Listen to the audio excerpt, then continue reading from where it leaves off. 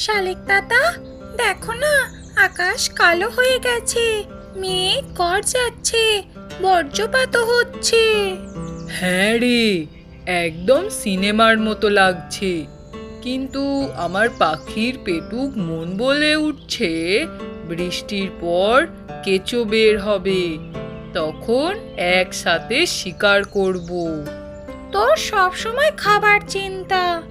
আমি ভাবছি বৃষ্টি হলে বড় গাছের পাতায় বৃষ্টি জমে টুপ টাপ করে পড়বে। চল সেই জলে স্নান করি। উফ, তুই একদম পাগল। বৃষ্টিতে ভিজে ঠান্ডা লাগলে কে গরম চা দেবে তোকে? চা খাবি নাকি কেঁচো স্যুপ?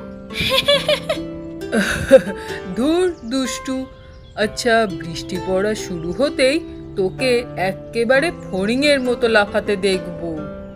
হ্যাঁ, ঠিক ধরেছিস। আমি গাছে গাছে লাফাবো, আর তুই পেছনে পেছনে তালি দিবি, কা কা কা কা করে। এই দাদা, বৃষ্টি পড়ছে দেখ, চল ডানা মেলে দৌড়াই। না না না না, আমার ছোট্ট ডানা বৃষ্টির ফোঁটায় ঝরে পড়তে পারে। তুই তো বড়, তোর ডানা কি ভিজে গেছে? এখন তো আমি একেবারে ভেজা হয়ে গেছি। দেখ দেখ, পাতার উপর বৃষ্টির ফোঁটা জমে রয়েছে। এক লাফে আমি ওই ফোঁটা গায়ে ফোটাবো।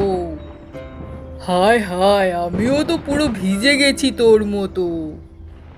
দাদা দেখ, বৃষ্টি থামতে ইন্দ্রধনু উঠেছে, কি সুন্দর রং।